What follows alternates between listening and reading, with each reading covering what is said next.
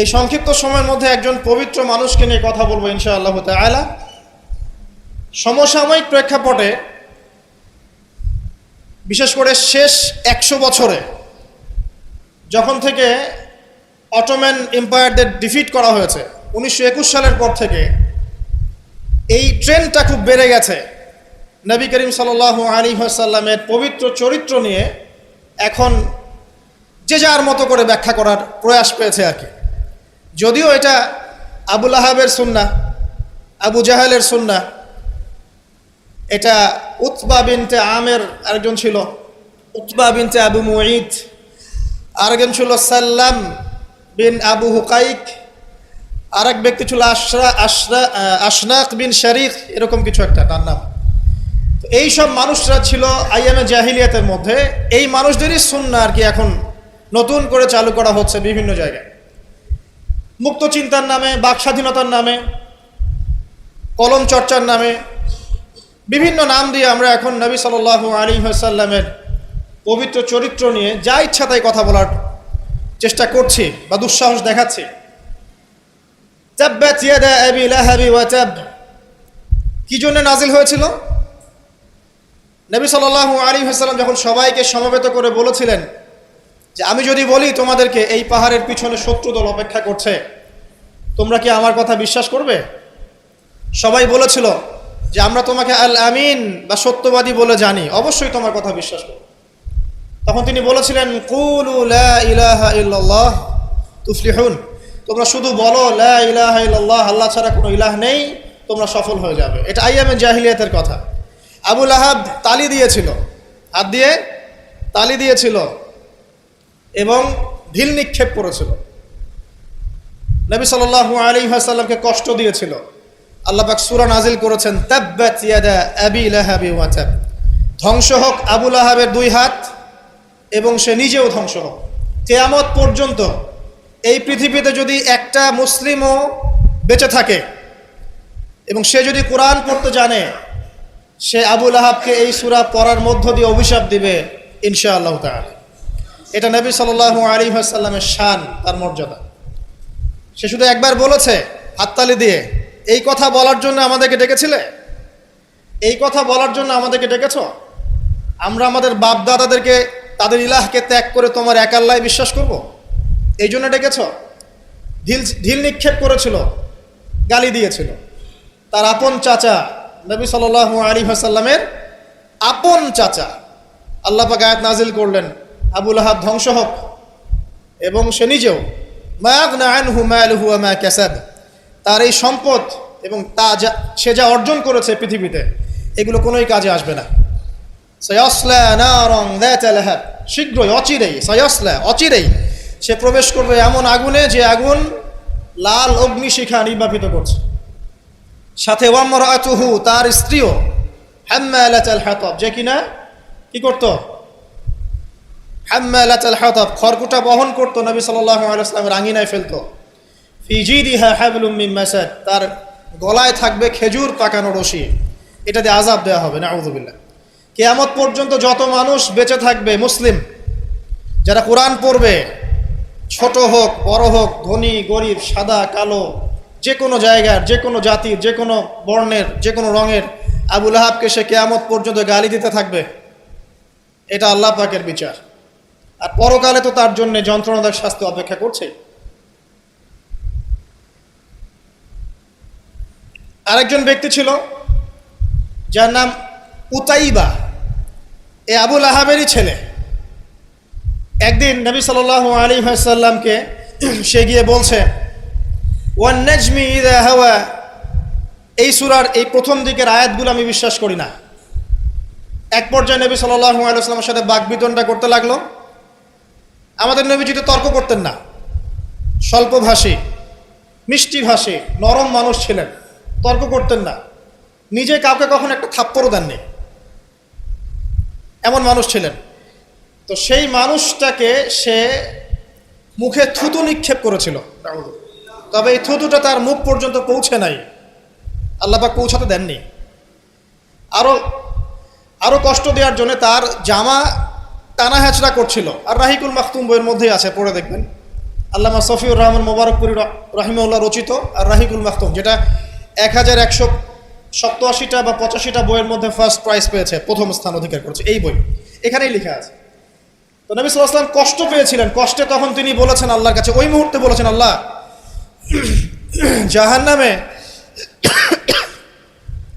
জাহান্নামে তোমার যে কুকুরগুলো আছে, জাহান্নামে কুকুর আছে আযাব দেওয়ার জন্য, এগুলোর মধ্যে একটা এর পিছনে আল্লাহ তুমি লেলিয়ে দিও। এটা বদদুয়া করেছেন নবী সাল্লাল্লাহু আলাইহি ওয়াসাল্লাম। আমাদের কিছু সুশীল আছে, তারা বলতে চায় যে নবী সাল্লাল্লাহু আলাইহি ওয়াসাল্লাম কখনো কটু ভাষা ব্যবহার করতেন না, কখনোই না।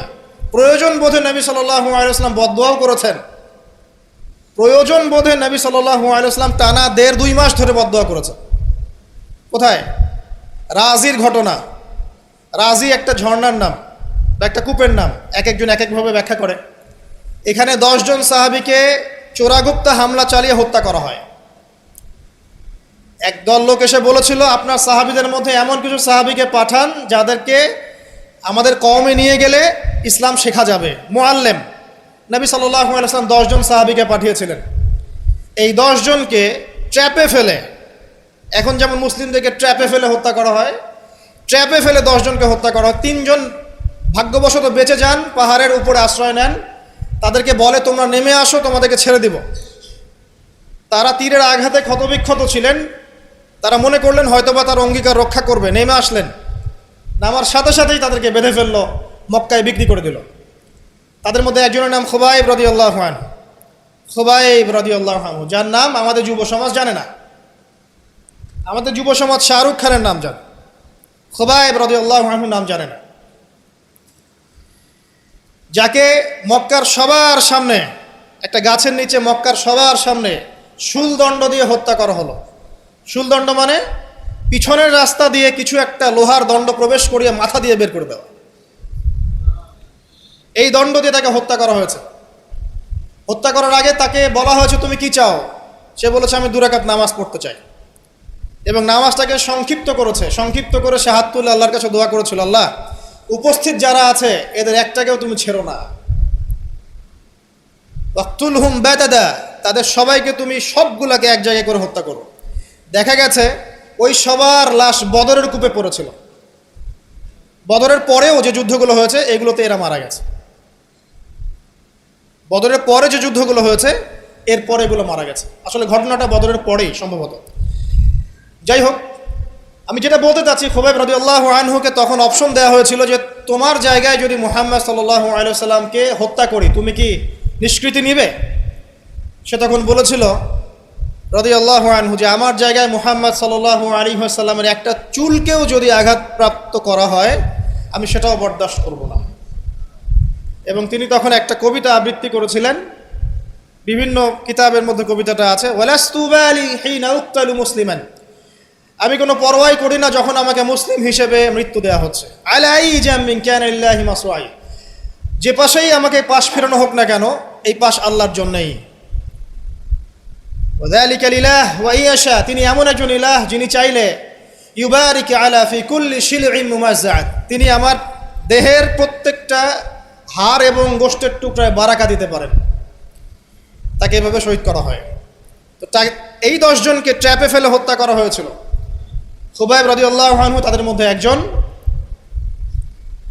খেয়াল করে দেখেন, নবী সাল্লাল্লাহু আলাইহি ওয়াসাল্লাম এই ঘটনার পরে 1 থেকে 1.5 মাস তিনি টানা বদদুয়া করেছেন এই কওমকে যেন আল্লাহ পাক ধ্বংস করে। ঠিক আরেকটা ঘটনা এর কয়েক মাস পরে ঘটে যায়, এর নাম বীরে মাউনার ঘটনা। বীরে মাউনা একটা জায়গার নাম, যেখানে একইভাবে দিন শেখার কথা বলে দায়ীদেরকে ডেকে নিয়ে এসে 70 জন দায়ীকে একসাথে হত্যা করা হয়েছে ট্র্যাপে ফেলে। এই জিনিসগুলো হিস্ট্রির কথা মনে করিয়ে দেয় আমাদেরকে। ইসলামের ইতিহাস পড়ে দেখেন, মঙ্গলরা, ওইদিকে রোমকরা, বাইজেন্টাইনরা বিভিন্ন সময় মুসলিমদেরকে ভেবে ট্র্যাপে ফেলে হত্যা করেছে। মসজিদে ঢুকিয়ে চারদিক থেকে মসজিদকে পুড়িয়ে দিয়েছে, আগুন দিয়ে দিয়েছে। এরকম অনেক ঘটনা ঘটেছে ইতিহাসে। আব্বাসীয় খেলাফতের সময় মঙ্গলরা যখন আক্রমণ করেছিল, মাত্র 40 দিনের ব্যবধানে 10 থেকে 20 লক্ষ মানুষকে হত্যা করেছে, সবাই মুসলিম। একটা কথা মনে পড়ে যায় ঘটনাটা বলতে গেলেই, ওই সময় আব্বাসীয় খেলাফতের যে মানে আমির ছিলেন বা খলিফা ছিলেন, তারা মোটামুটি দুনিয়া পূজারী হয়ে গিয়েছিলেন আর কি। দুনিয়ার যে মোহ তাদের মধ্যে ঢুকে গিয়েছে, ধন সম্পদ জমা করে করে এক একজন স্তূপ করেছিল আর কি। তো মঙ্গল যে কমান্ডার ছিল, যে হত্যা করেছে, সে আব্বাসীয় খলিফাকে তখন হেসড়ে নিয়ে এসে বলছে, কি চাও? সে বলছে, আমি পিপাসার্ত, পানি চাই। ওকে কারাগারে নিয়ে গিয়ে ওর মুখটা দুজন মিলে খুলে, দুজন দুদিক থেকে ধরে সোনার কয়েন ঢালা হয়েছে গলার মধ্যে। ও যে খাও, এগুলো পান করো। ওই মঙ্গল কমান্ডার, যে মঙ্গল, ওই যে হালাকু খায়ের নাম শুনেছেন, চেঙ্গিস খা হালাক, ওদের বংশধর, সে বলছিল যে এই যে ধন সম্পদগুলো তোমরা জমা করেছিলে, মুসলিমদেরকে বলছে, মুসলিম খলিফাকে, এই ধন সম্পদগুলো তোমরা যে জমা করেছিলে, এইগুলো যদি নিজেরা জমা না করে তোমাদের জনগণের কল্যাণে ব্যয় করতে, তারা আজকে তোমার পক্ষে যুদ্ধ করতো। এখন এগুলো খাও, পানি নাই। মঙ্গল কমান্ডারের কাছে শিক্ষণীয় বিষয় আছে না? যেটা বলছিলাম, নবী সাল্লাল্লাহু আলাইহি ওয়াসাল্লাম ক্ষেত্র বিশেষে বদদোয়া করেছেন। এই ব্যক্তির সম্পর্কে বদদোয়া করেছিলেন যে আল্লাহ আমাকে কষ্ট দিয়েছে, আমার মুখে থুতু নিক্ষেপ করতে চেয়েছে, আমার পোশাক ছিঁড়ে ফেলেছে, আল্লাহ তুমি তোমার জাহান্নামের কুকুরের মধ্যে একটা কুকুরকে দিয়ে খাইয়ে দিও। এই ব্যক্তি সিরিয়ায় গিয়েছিল ব্যবসা করতে, হঠাৎ করে রাত্রেবেলা দেখে চারপাশে বাঘ। আর এগুলো কোনো গাল গল্প নয়, হঠাৎ করে বাঘ চারপাশে। সে বলছে আমি মারা যাব। তার সঙ্গী সাথীরা বলছে যে আমরা তো এখানে আছি, কোনো সমস্যা নেই, আমরা তো কিছু দেখতে পাচ্ছি না। সে বলছে না, আমি যা দেখতে পাচ্ছি তোমরা দেখতে পাচ্ছ না। রাতের অন্ধকারে ঠিকই একটা বাঘ এসে তার গলা গর্দান ছিঁড়ে নিয়ে চলে গেছে। ওই যে বদদোয়া নবী সাল্লাল্লাহু আলাইহি ওয়াসাল্লামের, এই যে ফল। আরেকদিন নবী সাল্লাল্লাহু আলাইহি ওয়াসাল্লাম নামাজ পড়ছেন কাবার হাতিমে, সেজদা দিয়েছেন। উকবা বিন আবি মুঈত, একজন কাফের, ওই যে উটের, বড় উটের ঘটনা জানেন না, উটের নাড়ি ভুড়ি নিয়ে এসে তার গর্দানে গলায় চাপিয়ে দিল, আর পা দিয়ে নবী সাল্লাল্লাহু আলাইহি ওয়াসাল্লামের গালটাকে ঠেসা দিয়েছিল, যাতে প্রায় তার চোখ বের হয়ে আসতেছে এমন একটা অবস্থা। যদি কাউকে এভাবে চাপ দেওয়া হয় খুব জোরে, চোখটা লাল হয়ে যাবে না? এইভাবে স্পষ্ট লেখা আছে সিরাতের গ্রন্থগুলোতে। নবী সাল্লাল্লাহু আলাইহি ওয়াসাল্লামকে এই অবস্থা থেকে উদ্ধার করলেন তার মেয়ে ফাতিমা রাদিয়াল্লাহু আনহা। আল্লাহর নবী প্রচণ্ড কষ্ট পেলেন এই দিন, প্রচণ্ড কষ্ট, এবং হাত তুলে তিনি একটা একটা করে নাম উল্লেখ করতে থাকলেন। আল্লাহ, আবু জাহেল ইবনে হিশাম, উকবা বিন আবি মুঈত, উতবা, শাইবা, রাবিআ, নাম উল্লেখ করতে থাকলেন। আল্লাহ, এদেরকে তুমি ছেড়ো না, এদেরকে দেখে নিও। নবীজি একবার যখন আল্লাহর সামনে বলবেন কিয়ামতের মাঠে, আল্লাহ আমার উম্মত, আল্লাহ আমার উম্মত, আল্লাহ পাক এক দোয়াতেই নবী সাল্লাল্লাহু আলাইহি ওয়াসাল্লামকে বলবেন, তোমার উম্মতের মধ্যে যার অন্তরে সরিষা পরিমাণ ঈমান আছে ওকে বের করে নিয়ে আসো। সেই মানুষ যদি বদদোয়া করে নাম ধরে, তাদের কি অবস্থা হবে এবার চিন্তা করেন। সেই মানুষের শান, তার মর্যাদা, তার চরিত্র নিয়ে কেউ যদি কথা বলে, কটূক্তি করে, তার অবস্থা পরকালে কি হবে চিন্তা করেন। দুনিয়াতে হয়তো কিছু হবে না, হয়তো পার পেয়ে যাবে, এই দুনিয়াটা চূড়ান্ত ফলাফলের জায়গা নয়। আর মুসলিমরা এখন দুর্বল, তাদের আল্লাহর কাছে দোয়া করা ছাড়া এখন কোনো অপশনও নাই। দোয়ার অনেক অনেক ক্ষমতা আছে। নবী সাল্লাল্লাহু আলাইহি ওয়াসাল্লাম দোয়া করলেন, এই 10 জন ব্যক্তির লাশ বদরের প্রান্তরে পাওয়া গেছে। আবু জেহেল দেখবেন বদরের নিহত হয়েছে, উতবা, শাইবা, সবগুলা বদরের কূপে। এবং কূপে যখন তাদেরকে ফেলা হয়েছে, নবী সাল্লাল্লাহু আলাইহি ওয়াসাল্লাম কূপের পাশ দিয়ে যাওয়ার সময় বলছিলেন, তোমরা কি তোমাদের জাযা পেয়ে গেছো? তখন সাহাবীরা বলছেন, ইয়া রাসূলুল্লাহ, তারা তো মাইয়িত, তারা তো শুনতে পাচ্ছে না, আপনি কার সাথে কথা বলছেন? নবীজি বললেন, অবশ্যই তারা আমার কথা শুনছে এখন। আরেকজন ব্যক্তি ছিল যে নবী সাল্লাল্লাহু আলাইহি ওয়াসাল্লামকে নিয়ে এই কবিতা, গল্প, নৃত্য, মেয়েদেরকে নাচাতো, এসব তৈরি করতো, মক্কা ছড়াতো। তার নাম আশনাক বিন শারিক। একটু বৃদ্ধ লোক ছিল, বুদ্ধিজীবী টাইপের আর কি, খুব পণ্ডিত। তো এই কাজ করতে থাকতো। নবী করিম সাল্লাল্লাহু আলাইহি ওয়াসাল্লাম বদদোয়া করেছিলেন, প্লেগ, বসন্ত, গায়ে পচন ধরার মধ্য দিয়ে লোকের মৃত্যু হয়েছে। আরও আছে, বলতে গেলে অনেক সময় চলে যাবে, আপনাদের খুতবার সময় খুব শর্ট। আমি অন্য টপিকে যেতে যাচ্ছি আর কি। আমি বলতে যাচ্ছি, এই আইয়ামে জাহেলিয়াত থেকে এটা চলে আসছে। নবী করিম সাল্লাল্লাহু আলাইহি ওয়াসাল্লামকে জীবিত অবস্থায় এই 23 বছরে মোট 16 বার হত্যা করার চেষ্টা করা হয়েছে। কতবার? এবং তাকে এই 23 বছরের নববী জীবনে প্রায় 15টা গালি খেতে হয়েছে। সাহের, জাদুকর, কাযযাব, মহামিথ্যাবাদী, ফারিকুল জামাত বিভক্তকারী, ঐক্য বিনষ্টকারী, অনেক কথা শুনতে হয়েছে, 15টার মতো। কাবা ঘরে যখন তিনি তাওয়াফ করছেন মক্কা বিজয়ের পর, তখনও তাকে চোরাগুপ্ত হামলা চালিয়ে হত্যা করার চেষ্টা করা হয়েছে। তিনি বসে আছেন, তার সামনে তরবারি নিয়ে গেছে, আল্লাহ ওহির মাধ্যমে জানিয়ে দিয়েছেন, তিনি বলেছেন তরবারি কি জন্য এনেছো? আমাকে হত্যা করার জন্য। সাথে সাথে সে মুসলিম হয়েছে। ইহুদিরা ডেকেছে, এই যে বনু নাজির গোত্র, যাদের ঘটনা সূরা হাশরের মধ্যে বর্ণিত আছে, সূরা হাশরের পিছনে দেখবেন বনু নজিরের ঘটনা আছে। বনু নজির এরা ডেকেছে নবী সাল্লাল্লাহু আলাইহি ওয়াসাল্লামকে, চুক্তি নিয়ে আমরা কথা বলবো, আমরা শান্তি নিয়ে কথা বলবো, এই জন্য ডেকেছে। নবী করিম সাল্লাল্লাহু আলাইহি ওয়াসাল্লাম আবু বকর ওমর রাদিয়াল্লাহু আনহুকে নিয়ে গিয়েছেন, দেয়ালের পাশে বসেছেন, উপর থেকে পাথর ফেলে হত্যা করার চেষ্টা করা হয়েছে। আল্লাহ পাক জানিয়ে দিয়েছেন, তিনি সেখান থেকে চলে গেছেন। প্রায় 16 বার, আমার ছোট্ট গবেষণা, সিরাতের বইগুলো পড়ে দেখেন, প্রায় 16 বার তাকে হত্যা করার চেষ্টা করা হয়েছে। তাকে জীবিত অবস্থায় প্রায় 15টা গালি খেতে হয়েছে। কিন্তু প্রত্যেকটা বিষয়ের রিফ্লেকশন একই রকম ছিল না। মাক্কি জীবনে নবী সাল্লাল্লাহু আলাইহি ওয়াসাল্লাম প্রচণ্ড সবর এবং ধৈর্যের পরিচয় দিয়েছে। দোয়া করেছেন, বদদোয়া করেছেন, হেদায়েতের দোয়া করেছেন। কিন্তু মাদানী জীবনে যখন নবী করিম সাল্লাল্লাহু আলাইহি ওয়াসাল্লাম যখন একটা স্টেটের প্রধান, রাষ্ট্রপ্রধান, তার কাছে ইকোনমিক পাওয়ার, পলিটিক্যাল পাওয়ার, সামরিক পাওয়ার সব কিছু আছে, একটা সুপার পাওয়ারের মতো, ঠিক তখন তিনি এই অপবাদগুলো সহ্য করেন নাই। একজন ব্যক্তির নাম কাব বিন আশরাফ, নবী করিম সাল্লাল্লাহু আলাইহি ওয়াসাল্লাম সাহাবীদেরকে বলেছেন, ওকে মেরে চলে আসো। সাহাবীগণ এই মিশনটা বাস্তবায়ন করেছে। পরে আরেকজন ছিলেন সাল্লাম বিল হুকাইক, আর এক ইহুদি নেতা। নবীজি একদিন বলেন, আমাকে কষ্ট দিয়েছে, কে আছো আমার মনে শান্তি দিতে পারো? 3জন সাহাবী চলে গেলেন। খায়বারের দুর্গের মধ্যে ঢুকেই তার কেসাস করা হয়েছে। সবসময় রিফ্লেকশন একই রকম ছিল না। মক্কা বিজয়ের পরে, মক্কা বিজয়ের দিন তিনি সবাইকে ক্ষমা করে দিয়েছেন আমভাবে, শুধু কয়েক শ্রেণীর মানুষ বাদ দিয়ে। যার মধ্যে এক শ্রেণী হচ্ছে যারা নবী করিম সাল্লাল্লাহু আলাইহি ওয়াসাল্লামকে সারা জীবন বিভিন্নভাবে কথা, গান, লেখা, নর্তকী বিভিন্নভাবে তাকে কষ্ট দিত। ইবনু খাতাল নামে একজন ব্যক্তি ছিল, সে কাবা ঘরের গেলাফ ধরে ঝুলেছিল। ওই অবস্থায় আলী রাদিয়াল্লাহু আনহু তাকে হত্যা করেছে। আমি আপনাদেরকে বলছি না যে এটা সলিউশন, আমি এটা বলছি না আপনাদেরকে। আমি আপনাদেরকে বলতে চাচ্ছি, জীবিত অবস্থাতেই নবী সাল্লাল্লাহু আলাইহি ওয়াসাল্লামকে প্রায় 15টা গালি খেতে হয়েছে, তাকে 16 বার হত্যা করার চেষ্টা করা হয়েছে। কিন্তু সবসময় তার রিফ্লেকশন একই রকম ছিল না, প্রতিক্রিয়া একই রকম ছিল না। যখন মাক্কি যুগ, মুসলিমদের অবস্থা দুর্বল, মুসলিমদের হাতে কোনো রকম ক্ষমতা নেই, আলাদা রাষ্ট্র নেই, কোনো ইকোনমিক বেস নাই, আমরা সেখানে অনেকটাই দুর্বল, বেশ দুর্বল। বরং সেখান থেকে হিজরত করে চলে যেতে হয়েছে মদিনায়, তাই নয় কি? সেক্ষেত্রে ওই জায়গায় নবী করিম সাল্লাল্লাহু আলাইহি ওয়াসাল্লাম কোনো রকম সামরিক এগ্রেশন নেন নাই, কোনো রকম সামরিক বা আঘাতের বদলে আঘাত, এই টাইপের কোনো কনক্লুশনে তিনি যাননি। সবর করেছেন, বদদোয়া করেছেন।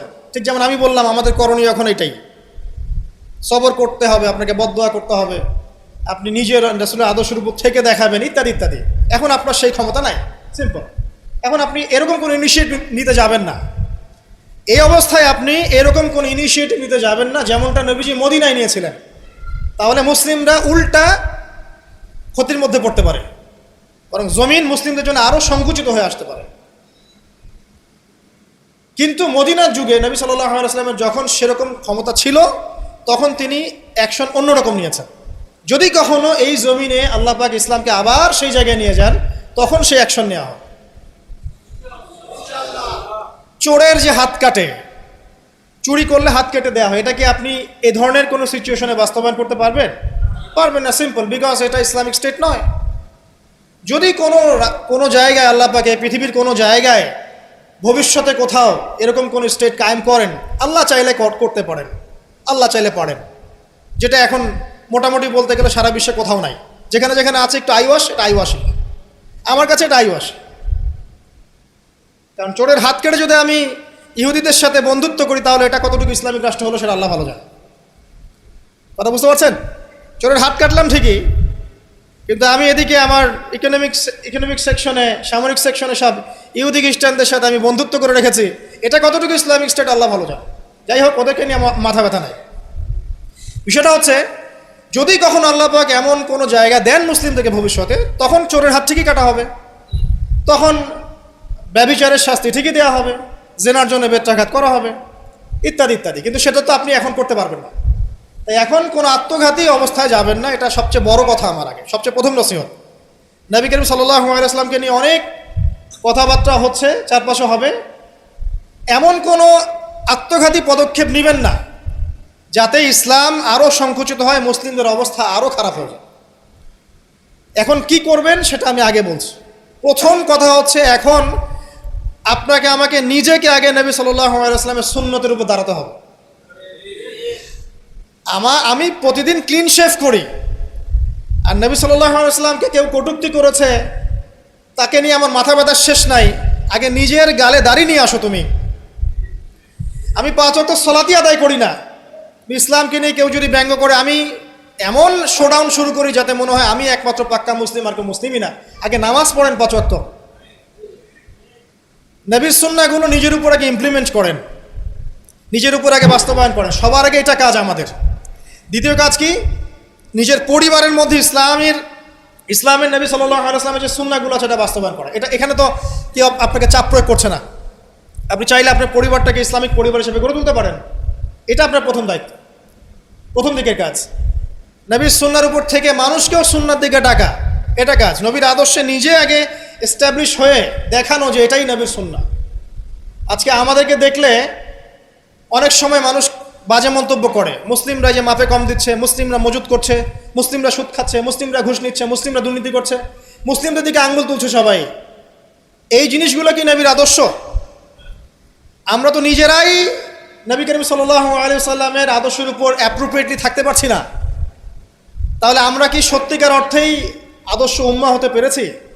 আমাদের প্রথম কাজ আগে এইটা, আগে নিজের উপর এটা ইমপ্লিমেন্ট করা। দেখবেন এভাবে যখন আমরা প্রত্যেকেই নবীর সুন্নাহ মেনে চলবো, জীবনে, পারিবারিক জীবনে, ইবাদতে, অর্থনীতিতে, সমাজে, চলাফেরায়, মুআমালাতে, দেখবেন ইনশাআল্লাহ তাআলা আস্তে আস্তে আস্তে আস্তে দেখবেন পরিবেশ পরিস্থিতি সব পরিবর্তন হবে। তাই প্রথম নসিহত, অনেকেই কিছু উগ্রপন্থী কমেন্ট করে থাকেন ফেসবুকে, এইটা ওইটা, এগুলোতে যাবেন না প্রিয় ভাইয়েরা। এগুলো আমাদের দিনের জন্য উল্টা ক্ষতি ডেকে আনবে। এবং যারা ইচ্ছাকৃতভাবে মুসলিমদেরকে উস্কায়, তারা চায় যে মুসলিমরা এমন কোনো কাজ করুক যাতে তারা মুসলিমদেরকে ডমিনেট করার কোনো সুযোগ খুঁজে পায়। আত্মঘাতী কোনো পদক্ষেপে যাবেন না, এটা আমার প্রথম নসিহত। এবার আসেন, আমরা কয়েকটা পয়েন্টে দেখাবো নবী সাল্লাল্লাহু আলাইহি ওয়াসাল্লাম আসলে কেমন চরিত্রের মানুষ ছিলেন, কি করেছেন, এবং দিন শেষে তিনি কি পেয়েছেন, আমাদেরকে কি দিয়ে গেছেন, এবং আমাদের বেসিক্যালি তার জীবনী নিয়ে কি কি কাজ করা দরকার। আমি জাস্ট এতটুকু কথা বলে আজকে খুতবা শেষ করব। আমি একটা পয়েন্ট দিয়ে শুরু করছি। 1 নাম্বার, দেখেন নবী করিম সাল্লাল্লাহু আলাইহি ওয়াসাল্লাম যে সমাজে ছিলেন, আইয়ামে জাহিলিয়াত বলি না আমরা, কেন বলি? কারণ সেখানে জাহেলি কাজ হতো। এই তো জাহেলি কাজ মানে অজ্ঞতাপূর্ণ কাজ, মূর্খতাপূর্ণ কাজ। তাহলে জাহেলকে যে জাহিলিয়াতের কাজ করে সেই জাহেল, আলেমকে যে ইলম অনুযায়ী আমল করে সে আলেম, একইভাবে জাহেল সে যে জাহিলিয়াতের কাজ করে।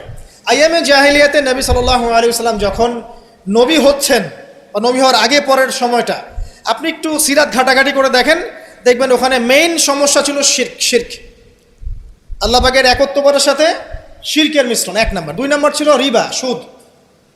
সমাজের ইকোনমি পুরো সুদ ভিত্তিক ছিল। 3 নাম্বার দেখবেন মাদক, খামার, খালি মাদকের ছড়াছড়ি। 4 নাম্বার দেখবেন এই যে নারী জাতির ফিতনা, নারীর অবমাননা, নারীকে মোটেই মূল্যায়ন করা হতো না। তবে এতটুকু বলে নেই, ওই যুগেও নারীদের পোশাকটা শালীন ছিল এই যুগের চাইতে। ওই যুগেও নারীদের পোশাকটা শালীন ছিল এই যুগের চাইতে, কিন্তু ওদেরকে অধিকার দেওয়া হতো না, বৈবাহিক অর্থনৈতিক অধিকার দেওয়া হতো না। জেনা ছিল বেশি, ব্যভিচার ছিল বেশি, জুয়া এগুলো বেশি ছিল, এবং গোত্রীয় হানাহানি, দ্বন্দ্ব সংঘাত বেশি ছিল। এখন আপনি একটু ঠান্ডা মাথা চিন্তা করেন যে এই প্রত্যেকটা প্রবলেমস এখনকার বিশ্বে নাই? ওই জাহিলি যুগের চেয়ে বেশি আছে না কম আছে? এখন তাহলে কোন যুগটাকে আমরা আইয়ামে জাহিলিয়াত বলবো? ওই যুগটাই কি শুধু আইয়ামে জাহিলিয়াত, নাকি আবার জাহিলিয়াত ফিরে এসেছে? প্রতিটা জায়গায় আপনি ঘেটে দেখেন শিরকের ছড়াছড়ি আছে, ইভেন মুসলিমদের মধ্যেও আছে, মুসলিমদের ভিতরেও শিরক আছে। প্রতিটা ডিপার্টমেন্ট ঘাটেন রিবা আর রিবা, সুদ ছাড়া আমরা চলতে পারি না। সুদ খাবো আর বলবো যে নবীকে গালি যারা দিয়েছে ওদেরকে হত্যা করো, এই কথা বলছি আমরা, তাই না? নিজে আবার সুদখোর। তুমি নিজেই তো আল্লাহ এবং তার রাসূলের সাথে যুদ্ধ করছো। আল্লাহ পাক কি বলেছেন? যে ব্যক্তি সুদ ছাড়ছে না সে কার সাথে যুদ্ধ করছে?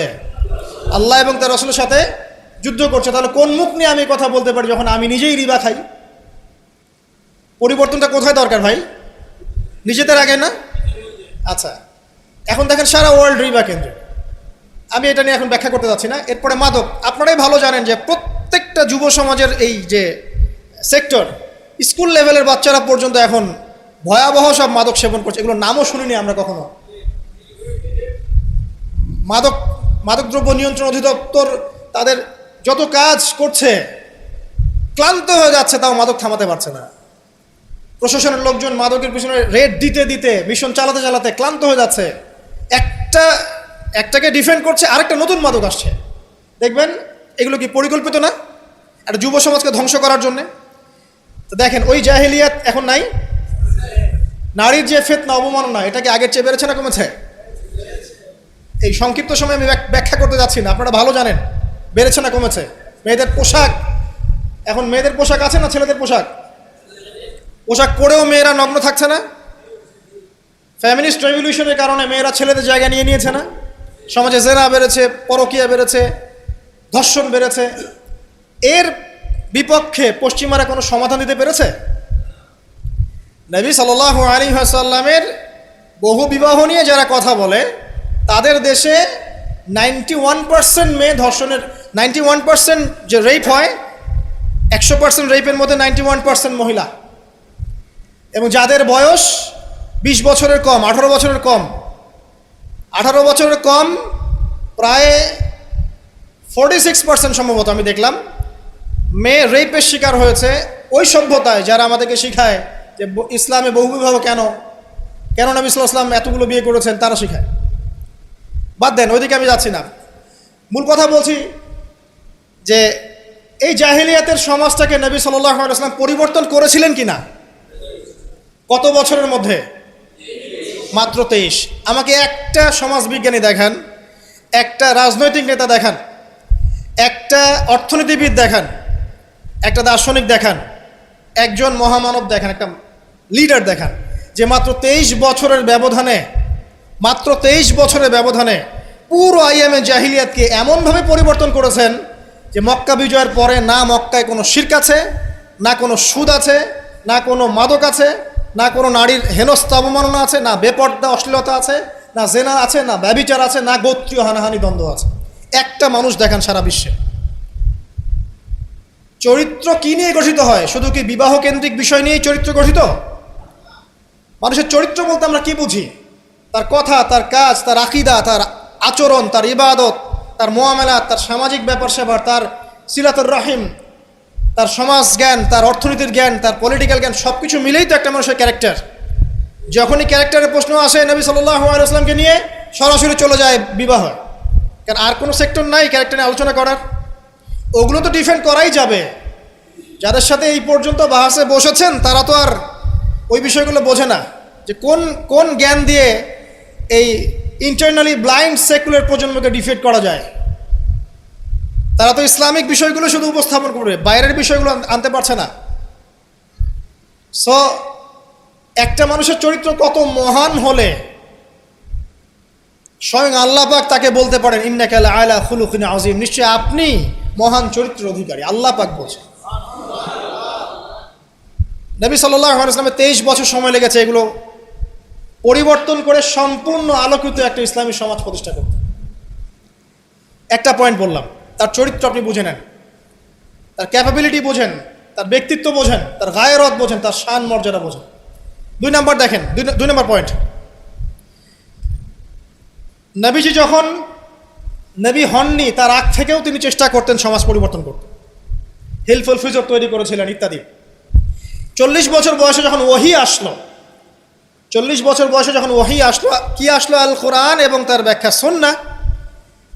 এই কোরআন এবং সুন্নাহকে কাজে লাগিয়ে, এর শিক্ষা দিয়ে, এর জ্ঞানটাকে প্রচার করে, মানুষের মধ্যে এর জ্ঞানটাকে ইনস্টল করে নবী সাল্লাল্লাহু আলাইহি ওয়াসাল্লাম পুরো সমাজটাকে সংস্কার করলেন।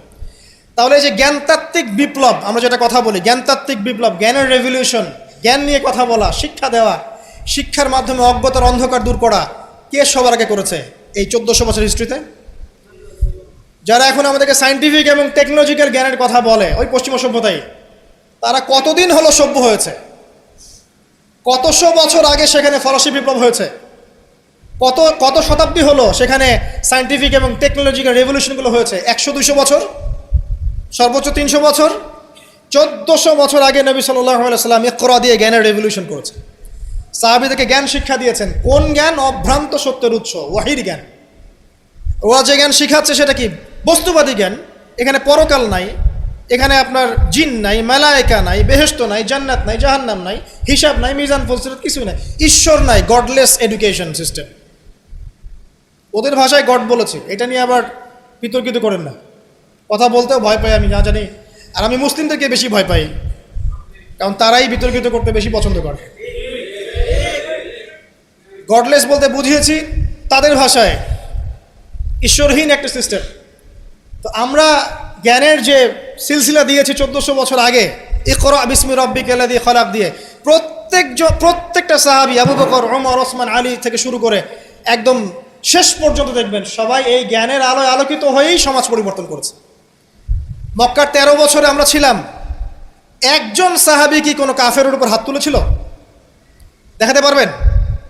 কোনো কাফেরকে একজন সাহাবী হত্যা করেছে বা আঘাত করেছে বা থাপ্পড় দিয়েছে? বরং আপনি দেখবেন শত শত কাফের তারা মুসলিমদেরকে আঘাত করেছে, নির্মম নির্যাতন করেছে। বেলাল রাদিয়াল্লাহু আনহুকে শুয়ে পাথর বিছিয়েছে, চাবুক মেরেছে, গা পুড়িয়ে দিয়েছে, কত কি করেছে।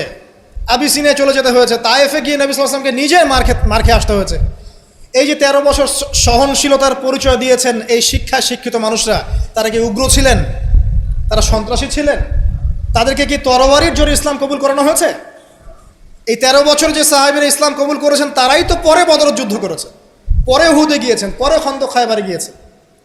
এই যে বেসিকটা তৈরি করেছি আমরা মক্কার 13 বছরে, এই 13 বছরটা কি উগ্রতা দিয়ে প্রদর্শন করা হয়েছিল? কোন রকমের আগ্রাসী মনোভাব প্রচার করা হয়েছে? কিচ্ছু করা হয়নি। শুধু জ্ঞানতাত্ত্বিক সলিউশন দেওয়া, জ্ঞান শিক্ষা দেওয়া হয়েছে, কোরআন শিক্ষা দেওয়া হয়েছে, হাদিস শিক্ষা দেওয়া হয়েছে। এই শিক্ষার মধ্য দিয়ে যখন ভিতরটা পরিবর্তন হয়েছে, তখন মানুষ আল্লাহর কাছে আত্মসমর্পণ করেছে। এই ছিল আমাদের মক্কার 13 বছর। তাহলে যে জ্ঞানের কথা বলি আমরা, যে মানুষটার কাছে কোরআনের মতো কিতাব আসে, এক বাক্যে আপনি আমাকে বলেন কোরআনের একটা আয়াতকে কেউ মিথ্যা প্রমাণ করতে পারবে?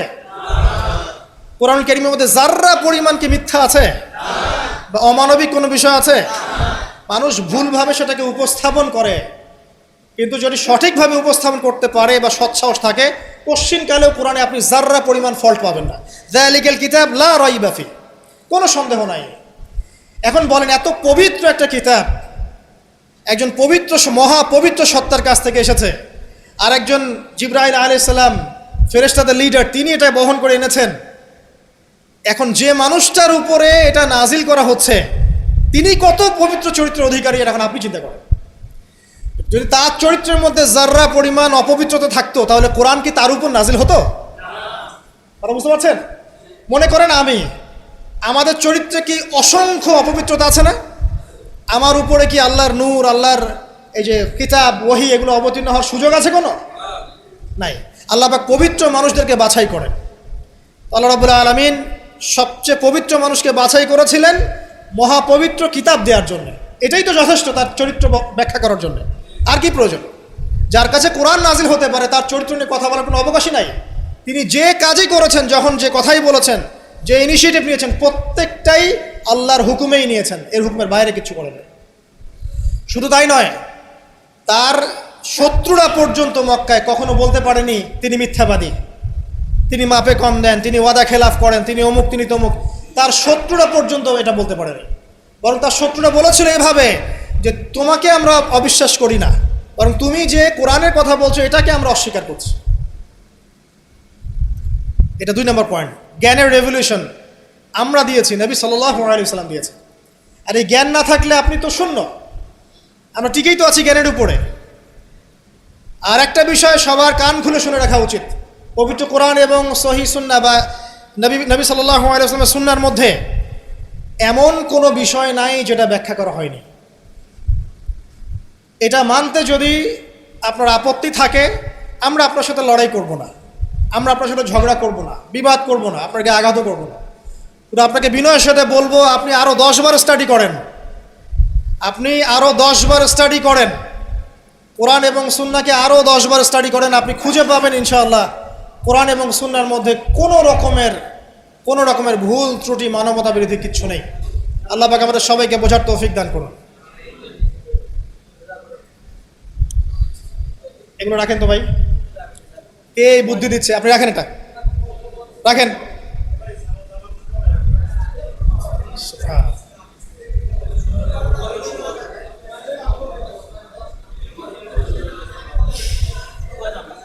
কয়টা পয়েন্ট বলেছি ভাই? শেষ করছি, সময় কম। তৃতীয় পয়েন্ট শোনেন, তৃতীয় পয়েন্টটা শোনেন।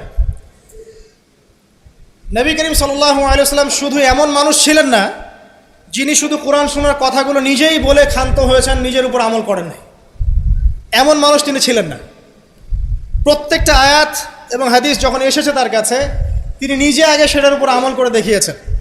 দেখেন, একজন মানুষ দিন প্রচার করছেন, একজন মানুষ যিনি পরিবার চালানোর জন্যে রুজি রোজগারের চেষ্টা করছেন, একজন মানুষ তিনি পিতার দায়িত্ব পালন করছেন, একজন মানুষ তিনি স্বামীর দায়িত্ব পালন করছেন।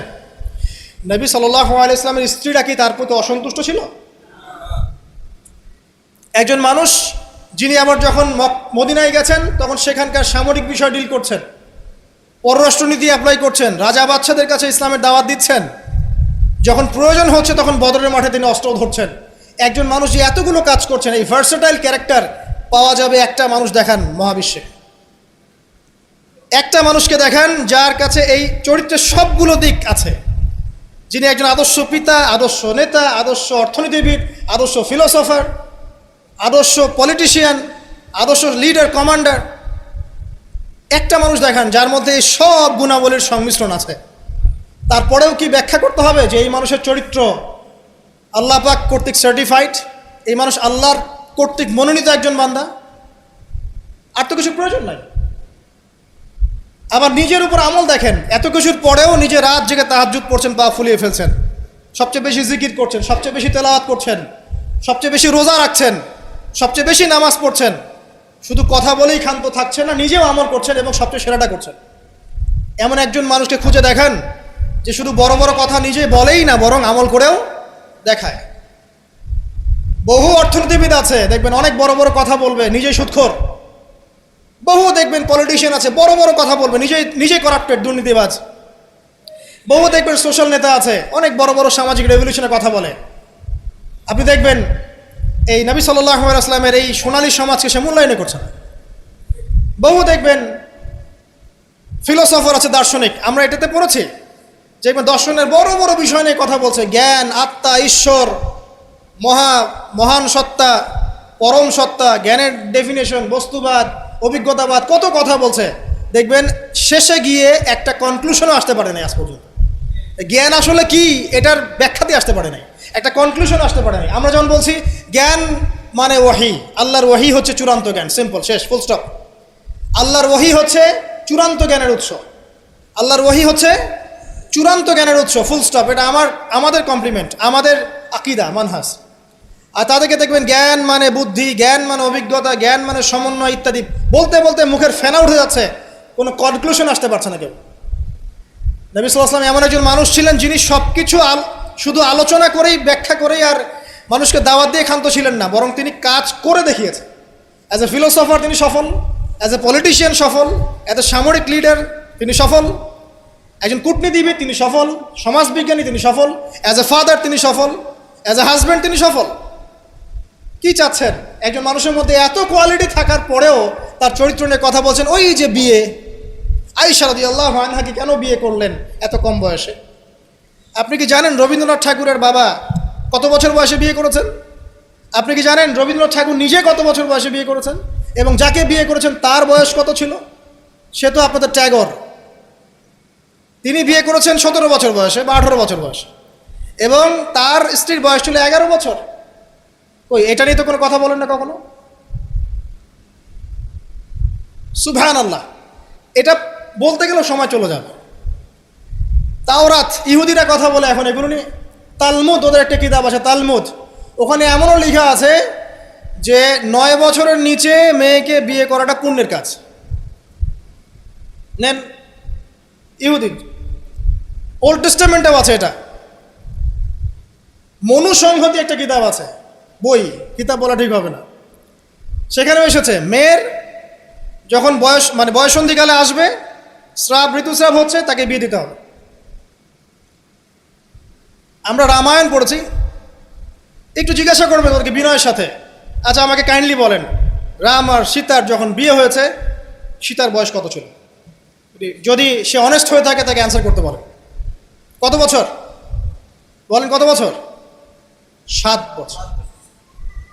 নেন এবার বহু বিবাহ নিয়ে কথা বলছেন, আপনাদের অবতারদের হিস্ট্রি ঘেটে দেখেন কতটা করে বিয়ে করেছে।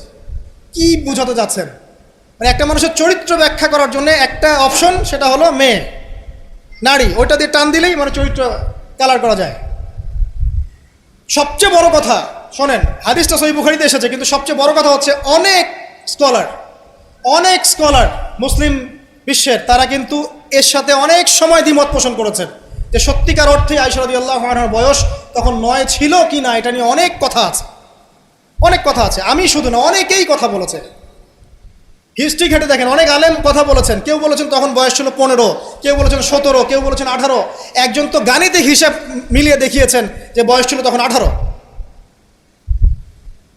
আর একটা কথা আসলেই চোখ বন্ধ করে এটাকে হজম করে নিয়ে আমরা এটাকে ডিফেন্ড করার চেষ্টা করি। সুবহানাল্লাহ। বাদ দেন, ওইদিকে যাচ্ছি না। আমরা এই বিষয়গুলোকে নিয়ে তর্ক করার জন্য খুতবার আয়োজন করছি। তার চরিত্রের যে মৌলিক বিষয়গুলো, এগুলো সমাজের সামনে উপস্থাপন করাটা মূল উদ্দেশ্য। আমি 3টা পয়েন্ট বলেছি, আরেকটা পয়েন্ট বলছি শোনেন। নবী করিম সাল্লাল্লাহু আলাইহি ওয়াসাল্লাম এই যে 23 বছরের জীবনীটা কথা বলেছি, প্রথম 3 বছর গোপনে দাওয়াত দিয়েছেন, এরপর প্রকাশ্যে দাওয়াত দিয়েছেন, ধৈর্যশীল ছিলেন, সবর করেছেন, মার খেয়েছেন, নিজের মাতৃভূমি ছেড়ে চলে গেছেন, সেখানে তাকে আল্লাহ পাক ক্ষমতা দিয়েছেন। আমি আপনাকে তার স্যাক্রিফাইসগুলো দেখাচ্ছি, একটু স্যাক্রিফাইসগুলো দেখেন। তিনি কি ভালো ঘরের সন্তান ছিলেন না?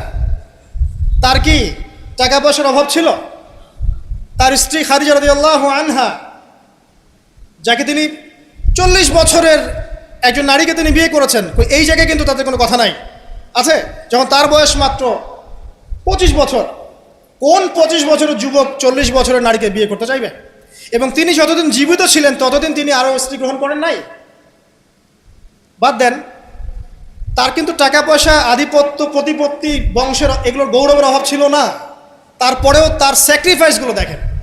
তিনি মার খাচ্ছেন, তার দাঁত শহীদ হচ্ছে, তার রক্ত ঝরছে, তায়েফে তার রক্ত দিয়ে জুতা আটকে গেছে, তাকে গালি খেতে হচ্ছে, তাকে হত্যা চেষ্টা সহ্য করতে হচ্ছে, আত্মীয় স্বজন তাকে ছেড়ে চলে যাচ্ছে, তাকে অর্থনৈতিক বয়কট করা হচ্ছে, গাছের ছাল পাতাকে শিয়ারে আবু তলেবে 3 বছর তিনি সময় কাটাচ্ছেন, নিজের মাতৃভূমি ছেড়ে চলে যেতে হচ্ছে, কষ্ট, যুদ্ধ করতে হচ্ছে, না খেয়ে থাকতে হচ্ছে, খন্দকের যুদ্ধে নিজের এই পেটের মধ্যে পাথর বেঁধে থাকতে হচ্ছে, পরপর 3 দিন তার ঘরে চুলা জ্বলছে না, তার ঘরে খাবার নাই, এই খেজুরের রস খেয়ে তিনি জীবনযাপন করছেন, তার স্ত্রীদের ঘরেও খাবার নাই।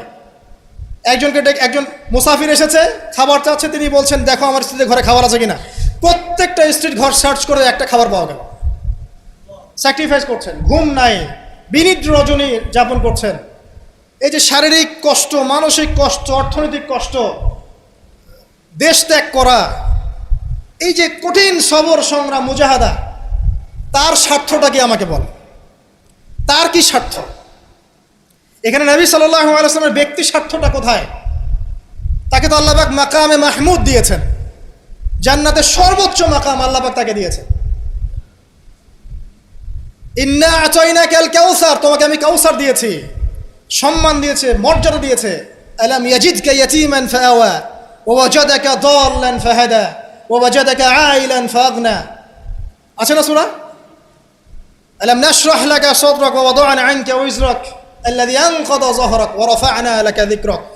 তার জিকির, তার স্মরণকে সম্মানিত করা হয়েছে। সারা দুনিয়ার মানুষ তার নাম শুনলে সাল্লাল্লাহু আলাইহি ওয়াসাল্লাম পড়ে। প্রত্যেকটা মুসলিম এই উম্মতে মুহাম্মাদের মধ্যে, মুসলিম বা নন মুসলিম, হুয়েভার হি ইজ, তার মৃত্যুর পরে তার চেহারা তাকে দেখানো হবে, বলা হবে এই ব্যক্তিকে যাকে তোমাদের কাছে পাঠানো হয়েছে। তিনি আমাদেরকে ভাই বলে সম্বোধন করছেন। তিনি বলছেন, কাশ আমি আমার ভাইদেরকে দেখতে পেতাম। সাহাবীরা বলছেন, আমরা কি আপনার ভাই নই? তিনি বলছেন, না, তোমাদের পরে যারা আসবে আমাকে না দেখেই বিশ্বাস করবে এরা আমার ভাই। সব নবীকে দোয়া কবুলের এখতিয়ার দিয়ে দেওয়া হয়েছে। সব নবী দোয়া দুনিয়ায় করে ফেলেছেন। আমাদের নবীজি এত কষ্ট করার পরেও দুনিয়াতে দোয়া করেন নাই। তিনি পরকালে দোয়াটা জমা রেখেছেন, সেটা শাফাআত, আমাদের সবার জন্য শাফাআত করবেন তিনি ইনশাআল্লাহ। এই শাফাআতে সমস্ত কবিরা গুনাহগার ব্যক্তি জান্নাতে যাবে।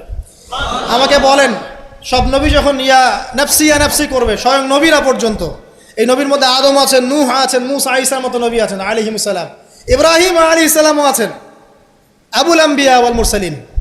তখন তিনি বলবেন, ইয়া উম্মতি ইয়া উম্মতি। এখন আমাকে বলেন তার স্বার্থ কোথায়?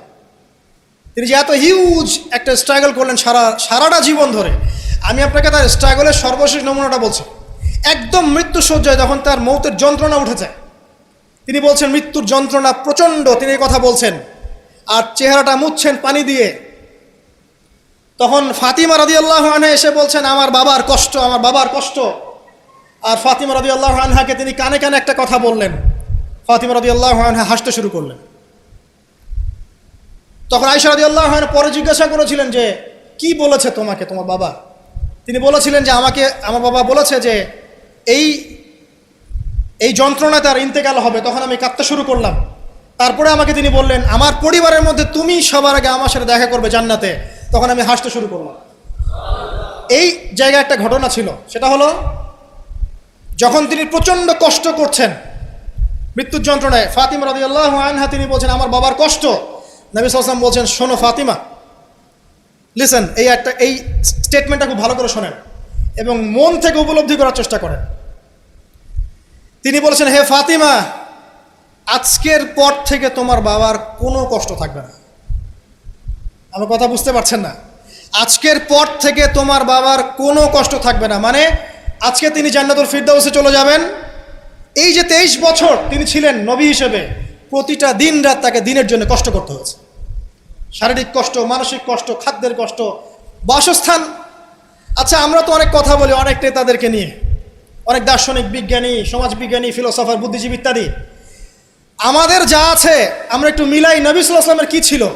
এই মহান নেতা যিনি সারা জীবন কষ্ট করলেন, শেষে ফাতিমা রাদিয়াল্লাহু আনহাকে বলছেন, আজকের পর কোনো কষ্ট থাকবে না, আজকেই শেষ, সব কষ্ট আজকেই শেষ হয়ে যাবে। এই ব্যক্তির কি বাড়ি ছিল ডুপ্লেক্স? এই ব্যক্তির কতটুকু জমি ছিল? এই ব্যক্তি কতটুকু খাবার খেয়েছে প্রত্যেক দিন? এই ব্যক্তির কয়টা আলিশান জামা ছিল আমার মতো, আপনার মতো? এই ব্যক্তির কত ব্যাংক ব্যালেন্স ছিল? এই ব্যক্তির কি ছিল দুনিয়াতে? দুনিয়ার জীবন চলার জন্য তার ঘরে কি ছিল? আসলে আমাদের প্রত্যেকের ঘরে যা আছে, নবী সাল্লাল্লাহু আলাইহি ওয়াসাল্লামের চেয়ে বেশি সম্পত্তি আছে। এই হিউজ স্ট্রাগল তিনি করলেন কার জন্য, মানে কাদের জন্য? তিনি পেলেনটা কি? এক কথায় উত্তর হচ্ছে, এই কষ্ট তিনি করেছেন উম্মতে মুহাম্মাদির জন্য। আফসোস, দুর্ভাগ্য যে আজকে উম্মতে মুহাম্মাদির মধ্যে এক শ্রেণীর মানুষ তার চরিত্র নিয়ে কথা বলে, দুঃসাহস করে, লজ্জায় তাদের মাথা হেড হয়ে যায় না। লজ্জা থাকতে হয় মানুষের মধ্যে। তো ধরেন কেউ একজন আপনার প্রতি ইহসান করেছে, অনেক উপকার করেছে আপনার, আপনি যদি তাকে নিয়ে ভালো মন্দ কথা বলা শুরু করেন, বুঝতে হবে আপনার নির্লজ্জ প্রকৃতির মানুষ, আপনি লজ্জাই নেই আপনার। আপনি একজন মানুষের কাছে ইহসান গুজার, সে আমার জন্য কত পরিশ্রম করেছে, আপনার তো তার পা ধুয়ে দেওয়া উচিত। সাহাবা একরাম রাদিয়াল্লাহু আনহুম এই কাজটাই করতেন এবং তারা আল্লাহ এবং তার রাসূলকে আপন মনে করতেন। কোনোদিন তার কাছে গিয়ে কোনো হাত যে পেতেছে কখনো ফিরে আসে নাই খালি হাতে। কোনোদিন কেউ দান চেয়েছে তিনি ফিরিয়ে দেননি। একদিন নামাজে দাঁড়িয়েছেন, ইকামত হওয়ার পরে আবার বাসা চলে গিয়েছে। সাহাবীরা অবাক, কি ব্যাপার? একটু পর ফিরে আসলেন, বললেন আমার কাছে কিছু দিনার ছিল, এগুলো সদাকা করে দিয়ে তারপরে নামাজে দাঁড়ালো।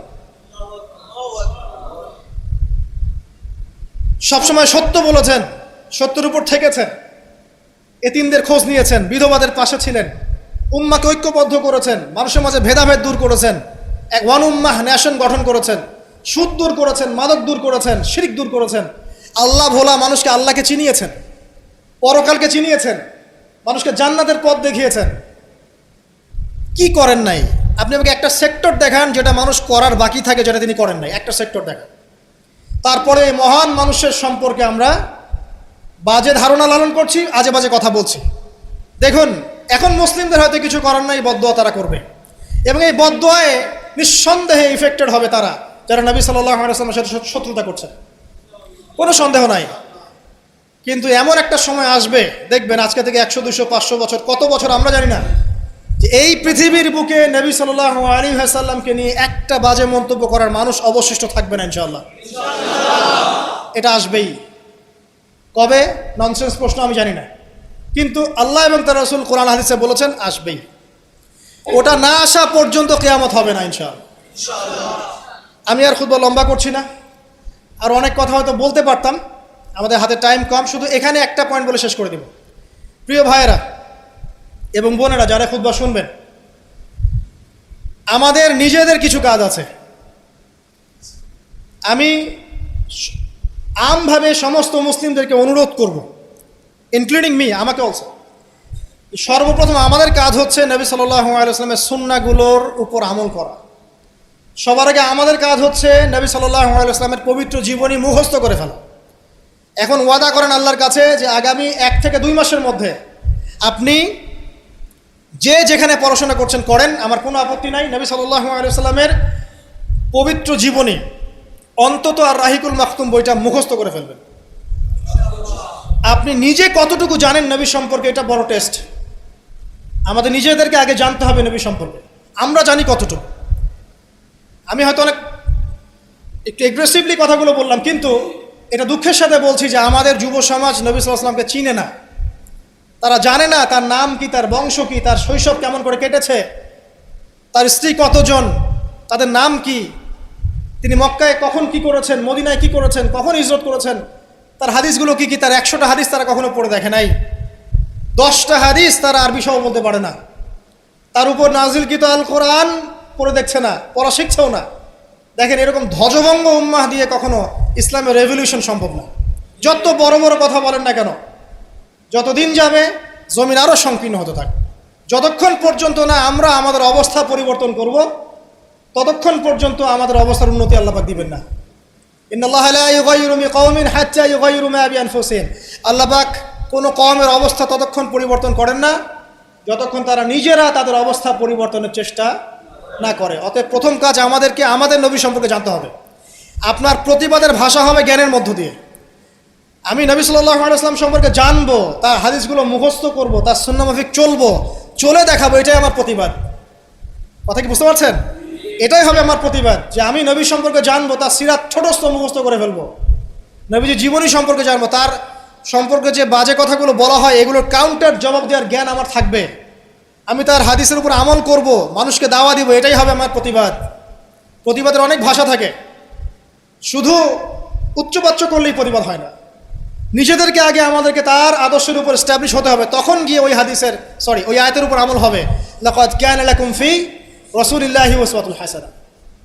এবং এই উসওয়াতুল হাসানাহ আমরা জীবনের সব ক্ষেত্রে বাস্তবায়নের চেষ্টা করবো ইনশাআল্লাহু আযজা ওয়া জাল্লা। প্রিয় ভাইরা, রাসূলের সিরাত পড়ুন, সিরাত মুখস্থ করুন, নবী সাল্লাল্লাহু আলাইহি ওয়াসাল্লামের হাদিসগুলো মুখস্থ করুন, পড়ুন। কোরআন অবশ্যই পড়া শিখুন, কোরআনের দাওয়াত মানুষকে দিন।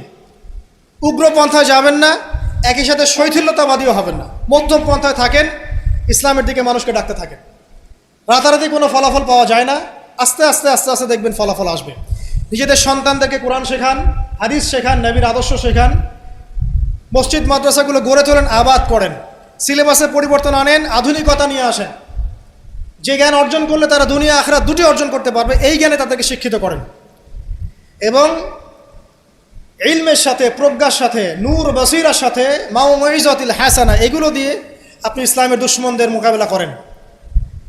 আল্লাহ পাক আমাদের সবাইকে নবী সাল্লাল্লাহু আলাইহি ওয়াসাল্লামের আদর্শে আদর্শবান হওয়ার তৌফিক এনায়েত করুন, আমিন।